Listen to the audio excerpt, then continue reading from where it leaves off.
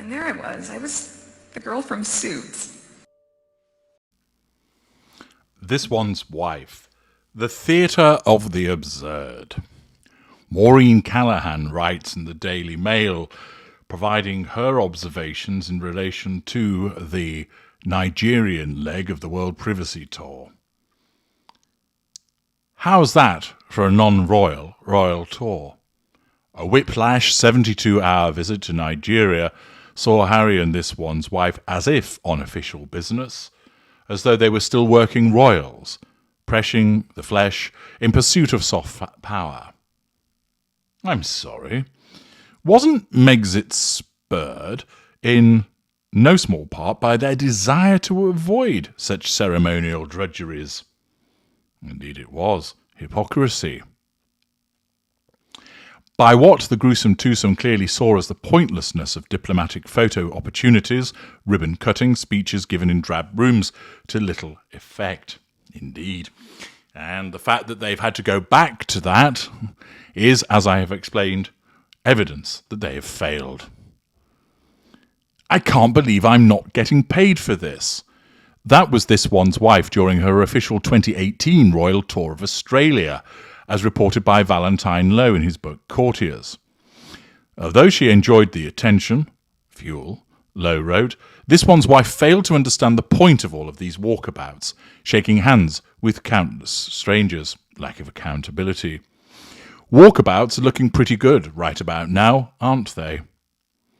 Capping a week in which This One's Wife was absent from the Met Gala, NFI'd, wounding, as well as a private star-studded party thrown by her Monty Shit Show neighbour, Gwyneth Paltrow, more on that in a bit, wounding, mockery, plus Harry's trip to promote the Invictus Games in the UK, This One's Wife alighted in Nigeria, her self-proclaimed motherland, grandiosity, revision of history, to sing her own praises, self-absorption.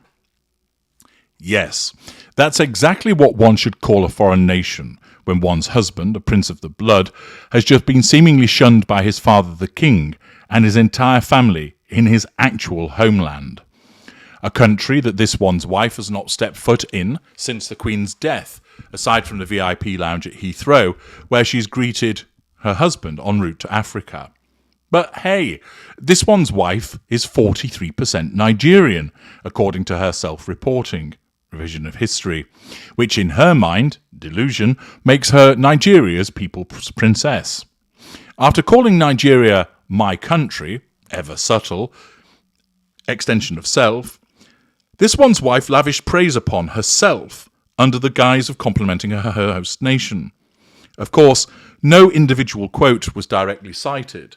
Perhaps she's learned from her Lion King Mandela debacle. Instead, we get groupthink in the ether. Here was This One's Wife co-hosting a Woman in Leadership event, bringing it all back to herself.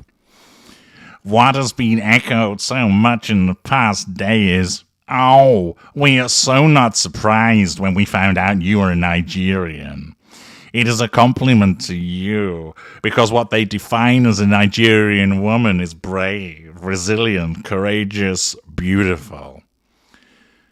Now, I'm betting that nobody actually said that to her. I don't think anybody said, oh, we're not surprised when we found out you're Nigerian. Because after all, taking into account the comments, as mentioned in my video yesterday, of the Nigerian diaspora, where they look at it and say, you're not Nigerian, you don't behave like a Nigerian, where's this evidence of you being 43% Nigerian? Of course, This One's Wife, that film narrative in her mind, her narcissism telling her, oh, people said, you're not surprised when we found out that we're not surprised that when we found out that you're Nigerian, and you are the definition of a Nigerian woman. You're brave, you're resilient, you're courageous, you're beautiful. All of this didn't happen. But This One's Wife's narcissism revises history to convince her that it did. And therefore, she inevitably, in her self-absorbed way, talks about herself at the Women in Leadership event by bringing up an event that never actually took place. Callahan continues, just when you think This One's Wife's delusions of grandeur have reached peak delulu, Day 1 saw This One's Wife and Harry speaking to students at a mental health summit. Because when we think of emotional stability, proportionate responses and a general healthy optimistic outlook on life, who among us doesn't think of the Sussexes? This One's Wife offered up her typical garlanded vagaries, California sprinkles that mean nothing. You know, every single one of you has a story, she told students at the Lightway Academy. We all have our story. No kidding. Yes, once again, meaningless word salad that's popped out as a fridge magnet platitude by this vacuous woman. And there's no shame in any single one of your stories, she blathered on, even on the hardest days or the darkest days. Everything is a pillar of your strength by each of you being there. Being where exactly? She should team up with Kamala Harris for a grand word salad tour of 2024. Next came a story about Harry and This One's Wife's daughter Lily, who is not yet 3. A few weeks ago, This One's Wife told the students, she looked at me and saw her reflection in my eyes. She said, Mama, I see myself in you. Ah, the zen of royal toddlers. Princess Lilibet knows what's up. Affirm mummy's greatness at all costs. Push through that limited vocabulary to praise and pay tribute. Again, it didn't happen. Revision of history. Now, this quick trip, undertaken for the ostensible purposes of promoting Invictus, which Harry just promoted in Britain, meant that This One's Wife was away from her children on Mother's Day.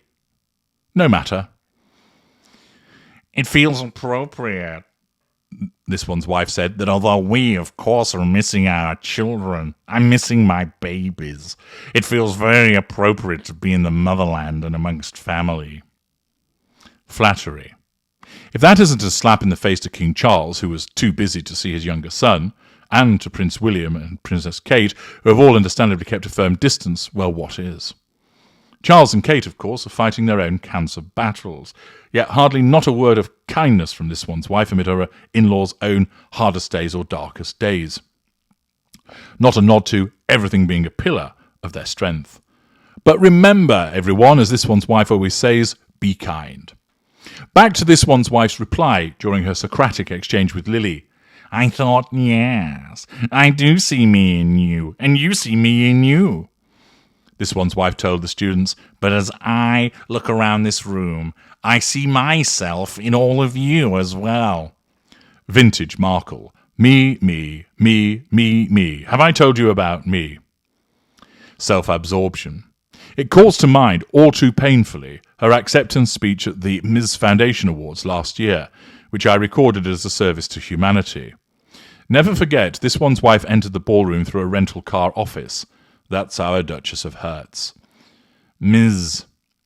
This One's Wife said in her acceptance speech, was formative in my cocooning.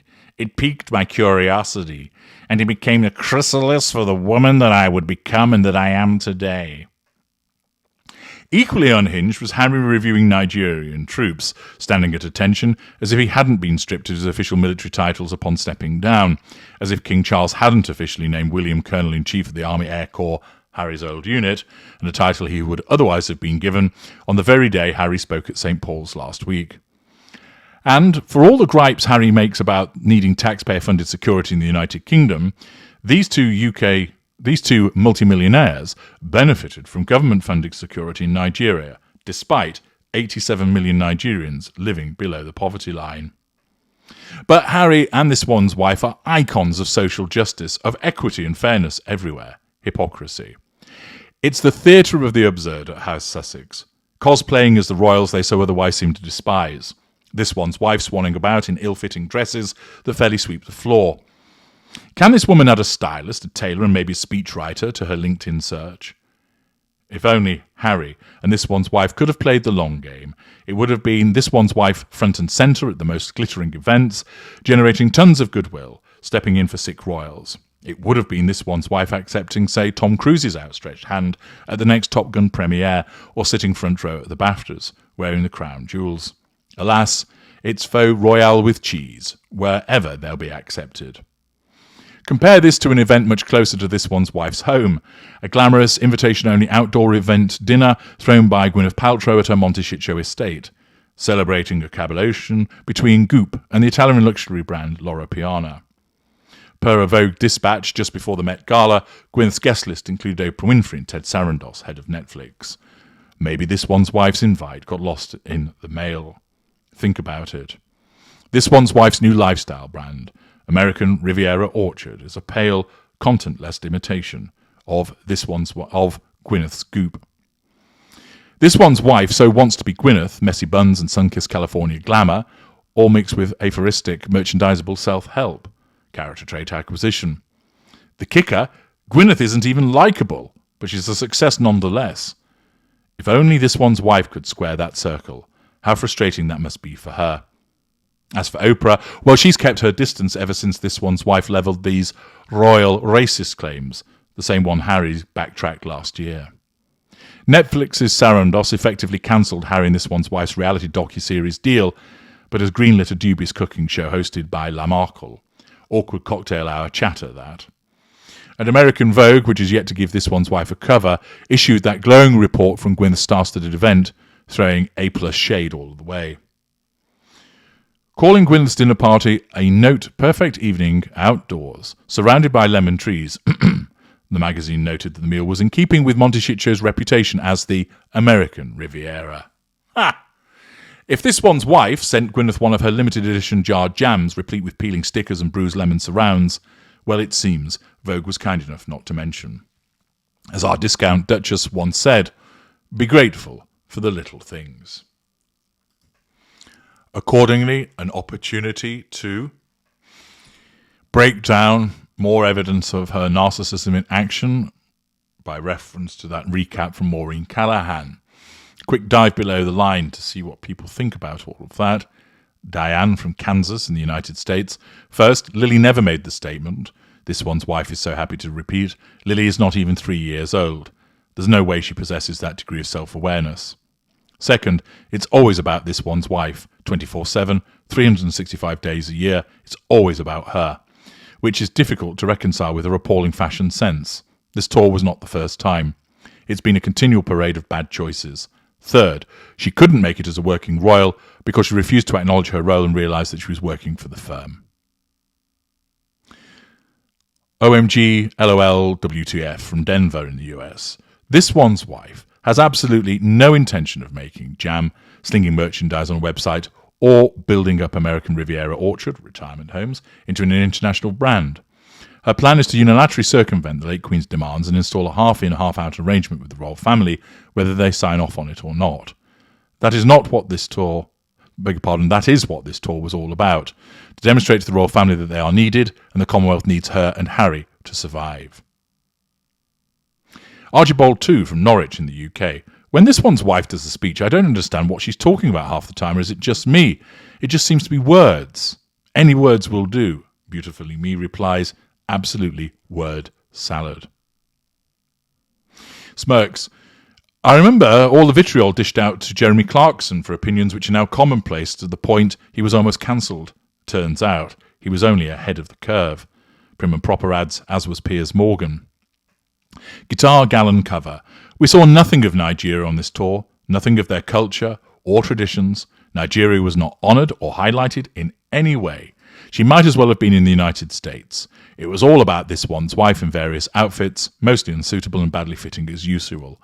But did anyone seriously expect anything different?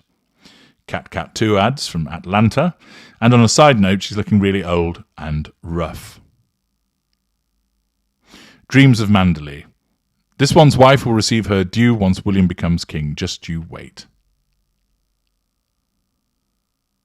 Beachwagon. We all know people like this one's wife are so self-involved they can't handle empathy, sympathy or loyalty because they don't care about others. And two, it takes time away from talking about themselves. Just keep them at arm's length. Moon Bunny. I've been watching clips of the tour, the unedited ones that the mainstream media doesn't show. I also wanted to hear about how the Nigerian people felt about this visit. Many were not impressed. They said that she has no manners, she is disrespectful towards her family and her in-laws, and that her visit added no value to their country.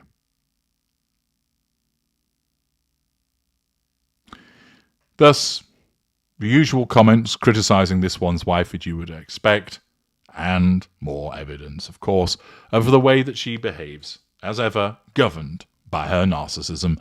I'm H.G. Tudor. Thank you for listening.